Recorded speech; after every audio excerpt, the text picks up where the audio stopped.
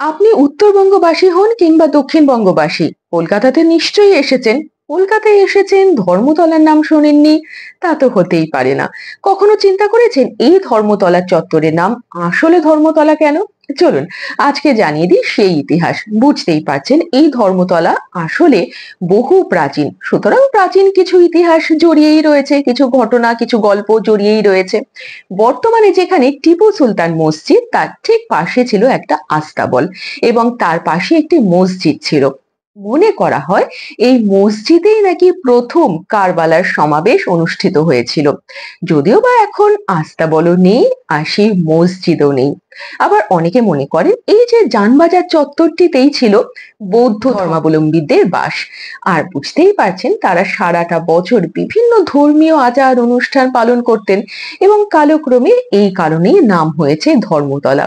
তবে এই যে তত্ত্ব এখানেই শেষ নেই। আরো একদল ঐতিহাসিকগণ মনে করছেন যে এই এরিয়াতে কোনো একটা সময় ধর্ম ঠাকুরের পুজো করা হতো। ধর্ম ঠাকুর মূলত রাঢ় অঞ্চলের দেবতা। বাগদি, ডোম, বাউরি, তারাই, এই জাতির লোকেরাই মূলত পুজো করত। একটা এবড়ো খেবড়ো পাথরে সিঁদুর দিয়ে এই দেবতার পুজো করা হতো।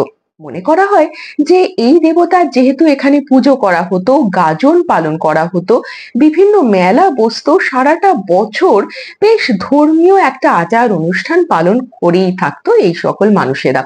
কালক্রমে সেই জন্যই নাম হয়েছে ধর্মতলা। বুঝতেই তো পারছেন যে বিভিন্ন ধর্মের মানুষেরাই এই এরিয়াতে কোনো একটা সময় ছিল।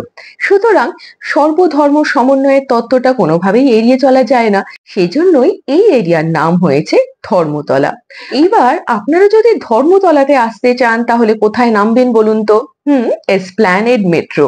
আচ্ছা, এসপ্ল্যানেড নামটি কেন করা হয়েছে বলুন তো? আসলে দুর্গ এবং শহরাঞ্চলের মাঝখানে যে প্যাসেজ থাকে তার নাম হয় এসপ্ল্যানেড। এখানে একদিকে ছিল পোর্ট উইলিয়াম দুর্গ আর আরেক দিকে ছিল শহরাঞ্চল। আর সেজন্য এই এরিয়ার নামকরণ করা হয়েছে এসপ্ল্যানেড। তো কেমন লাগলো আজকের এই ইতিহাস? জানাতে একদমই ভুলবেন না। যদি এইটুকুও ভালো লাগে অবশ্যই সাবস্ক্রাইব করে পাশে থাকবেন এমনই বিভিন্ন ধরনের গল্প, ইতিহাস জানার জন্য। আর হ্যাঁ, বন্ধু বান্ধবদের সঙ্গে শেয়ার করতে একদমই ভুলবেন না। ভালো লাগলে লাইক করবেন। আজকের মতন এই পর্যন্তই। নমস্কার।